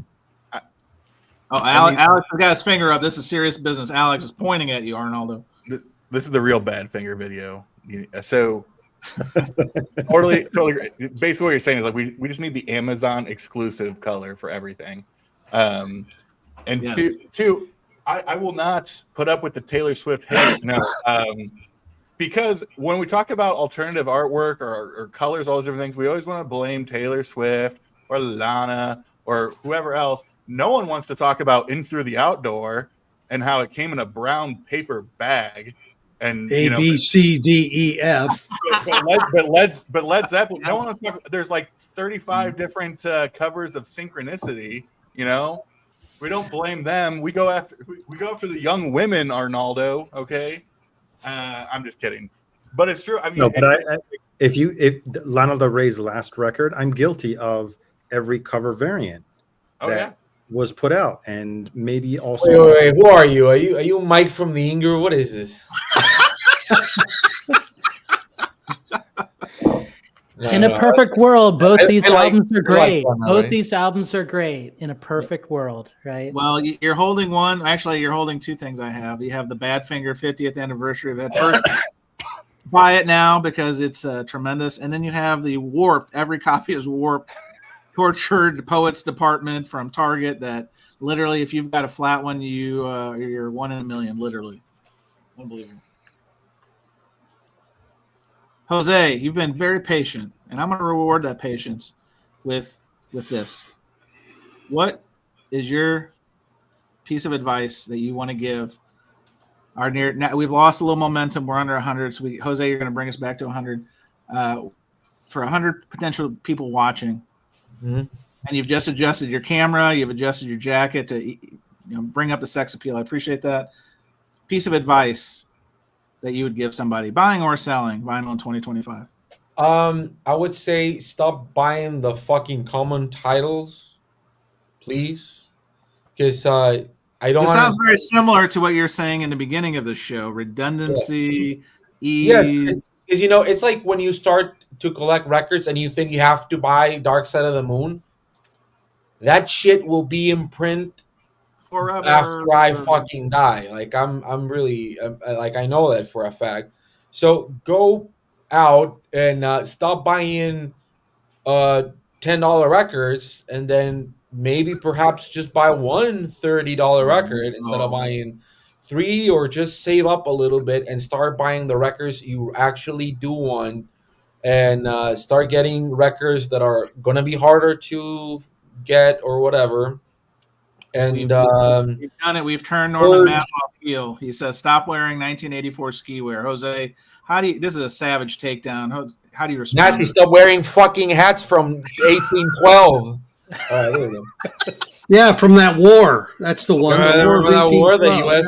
lost? I'm sorry. Back to our regular scheduled program. Yes. But anyways, I would say that I don't even remember where I was. Oh, you're just saying quit doing the same titles over and over. Oh, and Purge. I think I am a huge purger. I saw like 300 so much purging records last year, which was great. And I bought like 50 records I really wanted. 300 records out, 50 records I absolutely wanted that were more than $100. So you don't need that much records, and don't give into buying records just because you saw one of us motherfuckers up here buying it. Be for yourself. I'm an influencer, man. Come on, I'm the opposite. I make people don't want to buy shit, and I'm happy about that. Yeah, all these records that I'm like having a hard time getting. I love it when people are like, "What the fuck is this shit?" And people are paying you not to buy their records. That's a great. Yeah. I need to get on that train. That's all. Yeah. But sell records, great records. This is supposed to be a community. If somebody in the VC wants a record, you have trade, sell, or do something with it. And you might end up with something you actually want, But and stop wearing hats from 1812. That's it. Oh man! Oh no! This is or ski wear from the 80s. That's right. Yes. That's right. This is actually from the video shoot for the Wham Christmas song. Yes. I thought that was kind of giving Andrew Ridgely vibes. I didn't want to say it out loud, Jose, but Yeah, words out of my mouth. So. I'm a fashionista, chance, Yeah, pretty much. I mean, again, I've seen you without your shirt on, so I get it. But all right, well, I think we've karate chopped yet another topic. I did want to touch on something since it is the freestyle. And David, hopefully I'm not speaking out of school here, but we're kind of we call it BSing before we going on here. And David had a tidbit that I think a lot of people want to hear. David, can you confirm what you shared with us that Acoustic Sound's website is getting updated? What can you tell us about it? It is in process. Wow. I mean, is there an ETA? I mean, is there, this is literally the end of dial-up. I mean, this is a big, big thing. Hang on. Speaking of, we've got some orders coming in real quick. Folks. Hang on a second. Those Pablos won't sell themselves. So, David, were you given a timetable or a ballpark when this is happening? Or well, it's been in development for a while, and it's in the latter stages of beta. So that's what I can say. I like it. And it will definitely merge in all the normal things you would expect a site to be able to negotiate and navigate. I wonder if they're gearing up to have the website not crash for a very important release that's coming up. Well, the timing may have some thing to it, but it's been worked on. It's not like all of a sudden I'm going to do this release, so I got to get a new website up. It's been a known issue. It may be coincidental. Yeah, I think. Yeah, I mean, yeah, they're not gonna. Let's put it this way: if they got to release something on March 1st, they're not going to launch the site on February 25th just because that's coming up. It's not ready. You know what I'm saying? So they're really trying to get it right. I think, to be honest with you, the site can be newer, better, faster, but if the incoming lines and capability aren't uplifted as well, that's another part of the equation, as well. So maybe they're going to need more than 6 tin cans on each end of the string. I'm not sure, but by the way, I got a new. Wait! I'm gonna be back. I'm gonna be back. Oh no! No, don't threaten us. No, don't threaten us with a good time. Well, I'm gonna take. Thank you, David, for sharing that because that kind of slipped, and I was like, wow, that is something we should share with the masses. This is the program of record, at least for tonight. Now, I want to shout out my man Ramon, Vinyl French Attic. How you doing, sir? Another thing. Oh, hang on. This is a good question. Tom, High Rank District asks, will there be a shootout between the old and new websites? Will it cost more to use the new website? That's a fair question, Tom. Stay tuned, I think, is the answer for that one. Stay tuned. The shootouts are happening in beta as we speak. So if I can turn it on the serious tip for a second, because and maybe I have a serious music. Let's see if I've got. I know I've got the sad music. I don't know if I have the serious music, so maybe I'll play the sad. And that new jacket for you. No. Oh no, Jose. Jose literally did a wardrobe change. I'm not even making this up. Look at this guy. This guy's straight out of the Fanatics catalog, page 85. Boston. What a Boston Cubs. Make up your mind. Who are you for? Unbelievable. No, they're different. Well, I'm a Mets and Boston Red Sox because they're different leagues, so you can do it. They are. You're right. That's not a Yankees in Boston. Yeah, you can't have that. Yeah. You can't have that, yeah. Fuck the Yankees, Yeah. So, Jose, thank you for the wardrobe change. So anyway, I want to talk about something that some people on the dais know about. I know I've talked to Jason a little bit about this. There's a fellow record collector. This is, I don't know if it's Kindness Corner, but maybe it's Kindness Corner. We'll see.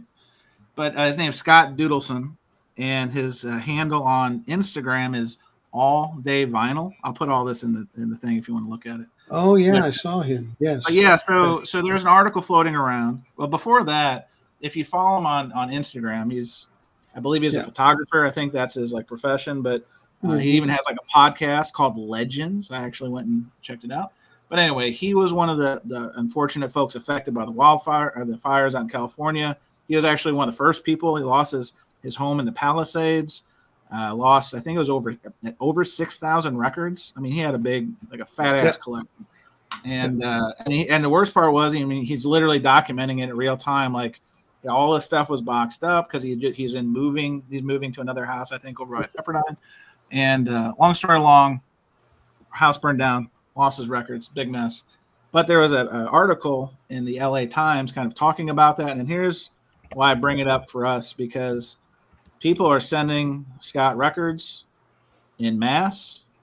I think it's, and kind of this is what I was going to bring this up, because Jose talked about what the community should do. Community, if you got doubles, you should be hooking people up. This is one of those things, and full transparency, I sent Scott a box of records myself, but this is the sad and also brilliant part of the community, because this guy lost literally thousands of records. 6,000. Yeah, 6,000. He kept the real good stuff. A few hundred. Yeah, a few hundred. I think he even had some of it, like his ex-wife's house. So anyway, real mess. Yeah. I'm going to put the links to the LA Times thing and his Instagram. Super nice guy. I've kind of chatted with him offline about how to get him some stuff or whatever. But I would highly encourage you guys, check the story out, check his account out. I'm not saying you have to do anything, but man, if you got a heart and you've got some extra records lying around, like there's nothing wrong with throwing this guy some goodwill. And I know, for example, when Steve Carlson, he was on the program, Steve Carlson got his whole basement, his whole collection basically tainted with a flood that happened when he lived in Michigan. That's how I got to know Steve. I didn't even know about him on his channel. I wasn't even on YouTube at the time. I was just watching. I was a big creep lurker. And I think it was Mazzy that was talking about him, or somebody. Multiple people talked about Steve. I got to know Steve through that, sent him some records. And that, to me, like Jose said, that's what a community should do, is help people when they need help, even if they don't want it. There was another guy, I believe his name is Brian McPherson. He was a record collector. He's also on, I think he's on Instagram. I forget the account. He's I think he's an entertainment lawyer. Yeah. I think Wax talked about him. There's a GoFundMe for him. Anyway, these kind of things are the things that kind of give. Chili B, is it? Is that yeah. Chili B Carne, I think, something like that. Yeah, something like that. Yeah. So good guy. Yeah, good guy. Again. This isn't just like, oh, you guys follow record collectors on Instagram. Guilty as charged. But it's tough sledding out there, and you hate to see this happen to anybody. So I saw Jason put a link probably to his Instagram. This is a link to the LA Times article. Yeah, right here. But anyway, so Kindness Corner. Think about it, read about it, maybe reach out to the guy. Even if you just leave a comment on some of his posts, say something nice. You know what I've learned over the years? Kindness is free. Doesn't cost anything to be nice and to be kind. And so anyway, that's today's dad lecture, courtesy of Concert Buddy at Surface Noise here in full effect. All right, last thing. I think we got about 20 minutes left. Freestyle. We talk about the cost of records, and I don't want to get political, but it's kind of a political topic. We have a new president here in the United States, and he's talked a lot about tariffs. And I'm just curious, I want to check the Deus's pulse on this, because if these tariffs go into effect, and I don't know, I mean, I've heard North America, I've heard all this stuff. Do you think this is going to have effect on record collecting? Because you have plants importing from, you got GZ, you've got MPO, you've got the record industry in Netherlands. There's so many pressing plants outside of the United States. I'm assuming tariffs potentially could affect that and drive the cost of records up. David, what say you? I know you're probably closer to this than I am. Well, I'd said in my year prediction, and it wasn't related to this topic at all, fact of the tariffs, but there would be a rationalization in the industry because of oversupply. But what this will really do is cause a situation where countries might want to buy within their own country and not have to take on that cost. So that would cause a situation where the cost wouldn't necessarily go up, but where they get it from would change. That would be what I would say. That's not feasible, because U.S. production on almost all industries are way more expensive than doing it overseas. Like, if you press records at JC, they're way cheaper than if you press them at any record pressing plant in the United States. At where? GZ? GZ Media, yeah. Yep. Yes. It depends on the volume. I'll tell you, Yeah, well, if I press 500 copies in JC, the price that I paid, I couldn't even pay 100 and 200 other pressing plants in the United States, because I've tried it and you can't do it. Even with international shipping from Europe to the United States, coming down all the way to Mexico, it's still cheaper to produce in Europe than having here. Number two, there's a lot of companies like Sony and Warner that are pressing their cover. Even Rhino, Hi-Fi, the covers are being done here in Mexico. So all you guys are gonna get a little tariff on that, because what are gonna they do? Just pay the tariff? Of course not. They're gonna change. The price is gonna go up, and you're gonna eat that cost. It doesn't work like people think it's gonna work. And if you do press that, you start doing Stoughton again. They do have a limit. That's why a lot of big companies stop doing Stoughton, because I'm trapped in the Massey filter, by the way. I was wondering. This is like a very like old timey thing. Like I'm expecting like some tumbleweeds to fly around. Yeah. So Arnaldo, I saw you. Well, Jose, I'm sorry. Go ahead and finish your point. No, I'm just saying, like, the cost of things are going to go up because Americans won't do the fucking job unless they get paid this amount of money. As most everybody else is just like, well, I'll do it. So Arnaldo, I saw you. Arnaldo, I saw you nodding. That's certainly not the case in Europe. They won't just do the job because but they are not nuts. They don't go like, hey, you know what? People are gonna pay like triple the amount of money, because in the US it's just like, well, it's US made, so we gotta. You got a real problem, dude. But in Europe, they don't give a what the fuck. Yeah, so it's Arnaldo, true. You got it, Arnaldo. I'm curious, Arnaldo's take on this. Is this something that's you're hearing in your world about any kind of production decisions, sourcing? Yeah, well, we're pricing out a box set for an artist, and the person who's gathering quotes, because it's an artist whose audience is primarily US based, the box set is being produced in Europe, because even with the shipping, it'll cost less to produce it in Europe than to have it done in the United States. And that's the reason why a lot of box sets and this is a word to the wise, they're a huge undertaking, and once they're gone, the vinyl box sets, they will not come back. So I'm glad you brought up box sets, because Dom was here earlier. Hopefully he's still here. Seeking a Thread, great channel, great guy. He was talking about like his recommendation for advice to collectors.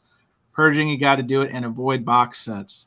So that made me think of that, because box sets in my own particular situation taking up a lot of space. So I didn't mean to derail that, but I mean, I know Arnaldo, you and I have talked about that, because they're nice, and in some cases you get the exclusives, but cost considerations, space considerations, etc.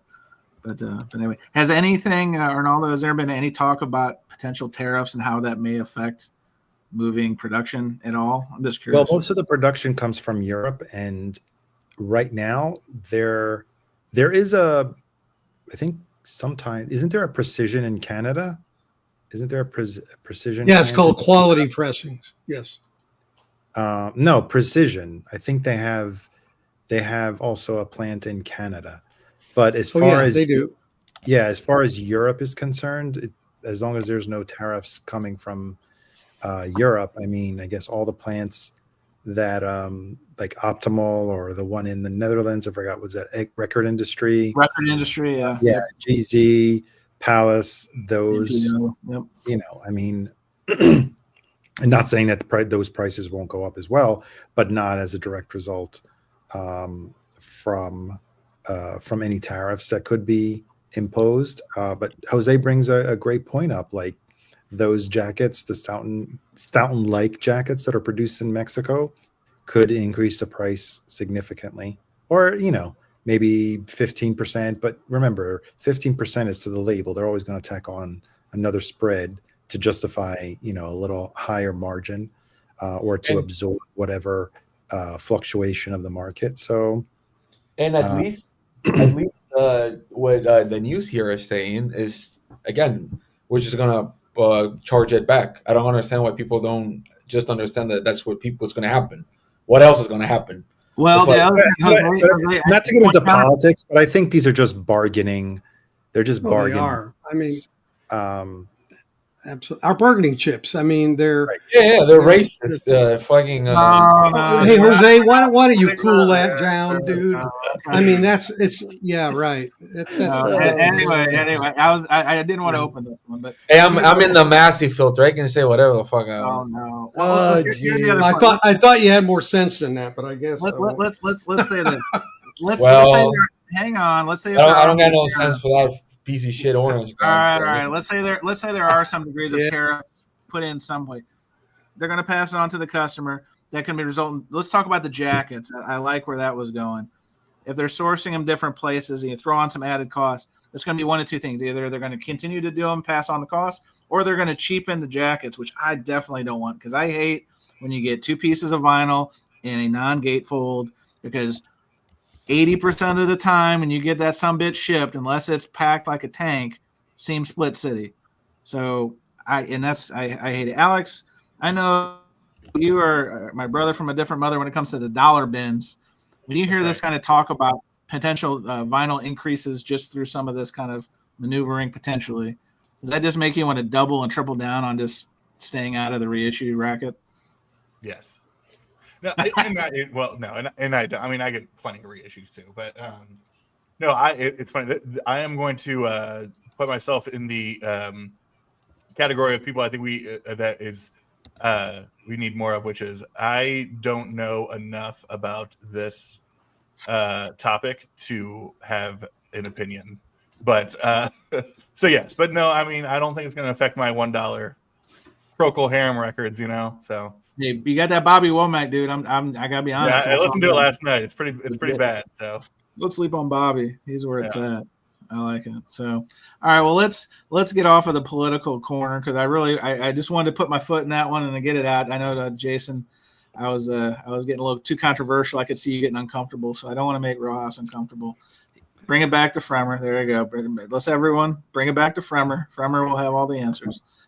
Speaking of, Mr. Fremer got inducted into something. I was reading Comedians Hall of Fame. Oh no, I guarantee that didn't happen. It was some type of audiophile community or what it was. Did anyone see that post on? I think it was either Tracking Angle or something. Wait, what plant doesn't get 500 volumes? The Paramount pressings. I sent you the list where you get the pricing. That's the former VMP. VMP. Yeah, yes. That's the one that Dave Rawlings and what is that again? What does it have to do with me? You were talking about pricing of records, and so this is a new plant, and I was wondered if you would want to look at those prices. Yeah, but where's the plant? Denver. It's in Denver. It's in Denver. Oh, all right. Yeah. I will say that. Again, I've tried to work with at least 5 or 6 pressing plants. Even here inside Mexico, the prices are way more expensive because raw material is more expensive, and what do you call it? Labor, Yes. Laboring costs are more expensive in the U.S. So again, and what you have one pressing plant that might be cheaper. What is everybody gonna press there?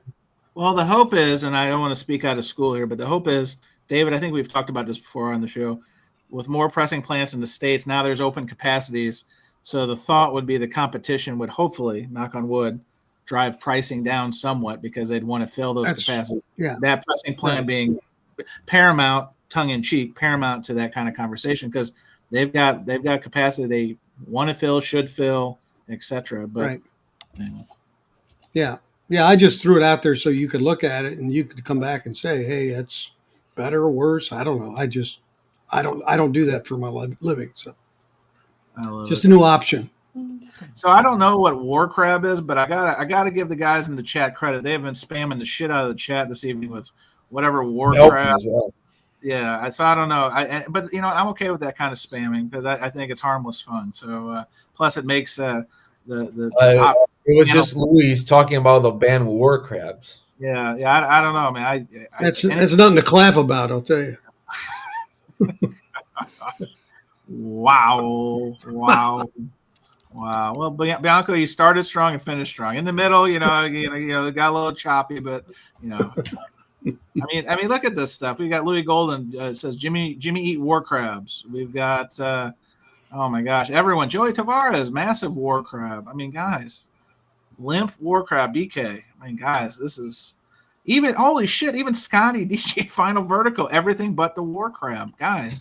This is a classic. I mean, I can appreciate the joke, man. This is amazing. I've been trying to be focused because I've got to run the ship. But I mean, Louis Golden is just going to town. Oh hell, even Jose, where would you slip this one in? Sushi and the war crabs. That was a pretty good one, I guess. Wow, unbelievable. Well, I don't know. Last thing I'll say about all these costs and everything we're talking about. I saw Cesar talking about it, but there's the old myth of are people going to go back to CDs? We'll kind of close with that. So let's just take a straw poll. Are people going to get back into CDs? Alex, what do you think about that? Well, I mean, I think people already have. That might not be, again, like I said before, like this community of people who go on YouTube and talk about, matrix numbers and stuff. Like I maybe we don't see that, but I see a ton of local stores, more and more people in there buying a shit ton of CDs. I'm seeing CDs more on the floor of my locals than years past. For sure. I think people are.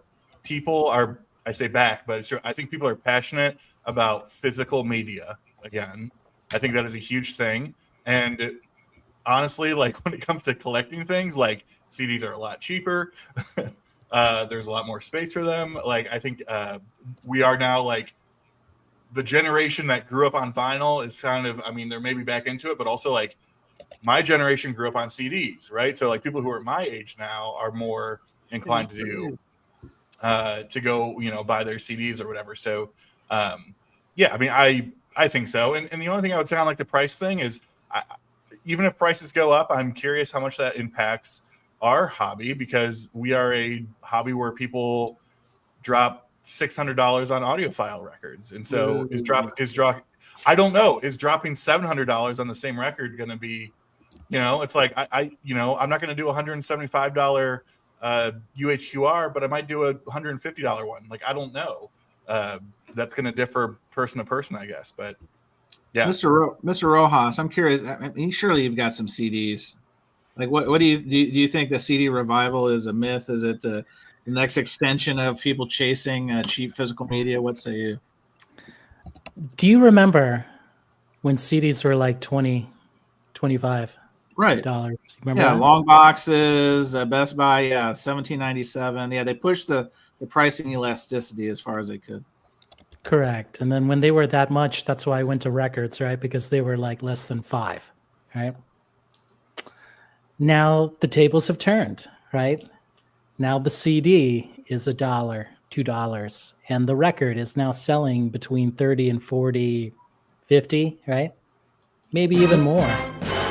I'm sorry, I'm late with that drop, but the tables have turned. It was very sinister. I'm sorry. I mean, if I was, getting into music, why would I pay, 40, 50 for the new album, right? It's a no-brainer, I actually hate that, like what's happening, but, I'm just a pawn in this game, I cannot change. This is like the fourth Dylan reference you've done in this stream, Jason. I've been counting. Guy sees one movie and then he's Bob Dylan's press agent. He's only like I'm only in the early Dylan quotation period. I'm glad you're paying attention, Jose. It's good. It's good. And I'm paying attention to the Jack Kerouac on the back. Oh yes, yeah. Please, David, the wall is the holy moly wall is to, impress. Right? Yes. David, is this a Ticket to Ride? What are you showing? These are long. These are what were called long boxes long when the boxes. CD first came out. Yeah, I got you. Boom. I thought they were porno mags. No. Hey, Yeah. Oh, jeez. There's a store. the There's a first store CD here. The first CD I ever bought was the Sgt. Pepper Long Box in 1987. Oh, really? And that was the first one I showed. That's funny. And I still have the long box. Yeah, I kept all my long boxes. Anybody here collected a 3-inch CD singles? Because there's a store here that I has do. a lot of I them. do. There's a store here that has a lot of them. Really, I bought a lot of them. With the semi long box. I mean, it was like double the size of this 3-inch. Yeah. Yeah, it was a joke. I don't even know. I actually nobody gonna give a fuck about this, but I'm actually releasing a record on mini disc Oh, yeah. Okay. because they still manufacture them in the UK. Yeah. Jose, you should have told me ahead of time. I could have done this right. You could have give it the right and long end. Breaking news. Yes. I got a contact, and somebody's doing mini CD because we're doing cassette, vinyl, CD, Yeah. mini CD. Can And, you guys remind still me, fuck with it, right? did the mini disc have higher resolution than music than a CD? I thought Not really. No. Not Same really. red book. Same red book standard. it did. But I'll tell you what, there were a lot of interesting titles for the mini disc. Actually, one of the most expensive ones is Division Bell and OK Computer. I have Division Bell. Yeah. Yeah. So they're very interesting. There's like PSP. You remember those PSP mini disc type movies? Well, all the PSP cartridges were like they were actually the PSP, CDs. Sony PSP handheld video Yes. game. They also played movies. Yeah. Yeah, but there's a Nirvana, Nevermind, official release on that. So as somebody who likes those formats, Sony just announced they're going to stop making that recordable media, the Blu-ray and the mini disc for home recording. Now they'll do it for commercial purposes still. Yeah.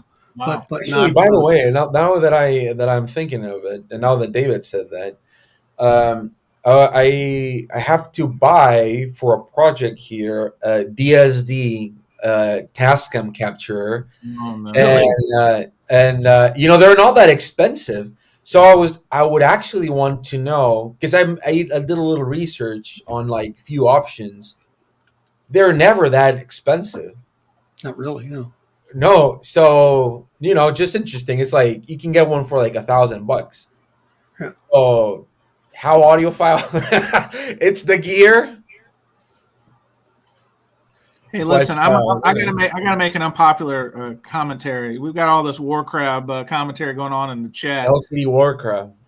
Every time you hit one of those, why don't you hit that like button too, fellas and fellettes? Because if we had a like for every damn time I've seen some kind of war crab commentary, we'd be smoking this shit. So let's go. If you're gonna, Jose. I mean, even Jose. We need five more, we need 5 more to get to 50. Yeah, can we That's get to right. 50 likes? Be like SpongeBob. Hey. All the crabs. Hit it. But and I put it on. I sent it to some people, but a good friend of mine, bass player for my band, is in Mexico City right now, and of all human beings in this earth, Rick Beato is in Mexico City right now at a music fair, and he met him, and he told him that I run a rumor saying that he's dead, and he was just like, what? And he took a photo, and then he left. So he knows now. I just wanted to say that. I mean, Jose. Pick up. But Rick, all he said was, "Now I'm as famous as Paul McCartney." I mean, what the hell's that about? I mean, I guess, but it's Rick Beato crabs. Gosh. Rick Beato subbed up to Jose Moreno Ron. What is this shit? Rick Beato. I think when he takes like a shit, he's like thinking of like titles for videos. I don't know.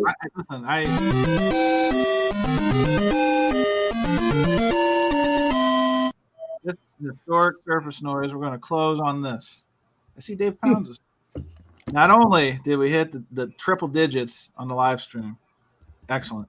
Now we've hit this 50 something likes, and I think I'm going to go back and count up how many times somebody said the word war crab. I think that's going to probably be in the thousands. So I think this was a historic Surface Noise. My man Spins Vinyl coming at you next week on the B side. These guys work cut out for him. I don't know if you can replicate not only the numbers, but this war crab thing. I don't know. I don't want that to be the Surface Noise legacy of war crab, because I'll be honest. Here's my Jose. I don't know what the fuck war crab even is, but everyone seems to be having fun, and I'm okay with that, because at the end of the day, if it's not fun, it's not worth doing. So I want to thank my guests. I want to thank the panel, all the war crab aficionados, and the like. Even even David Bianco he could not help himself with the war crabs. I mean, good. It's infecting the dais. At first it was Jose. Next thing you know, Alex is going to be saying something about war crabs, and it's going to be awful. Yeah. If you can fight them, I join them. You know.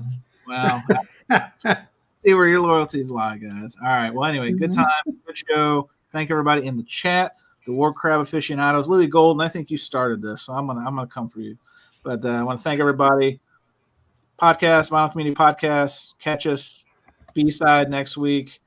And the Dillards, was that the big win? I think that's what we pushed the triple mark, was the Dillards. So next shootout. David Here Bianco comes off the wall. Wow. Quincy Jones might be dead, but off the wall is it? Wow. All right. Good saying. Good hand.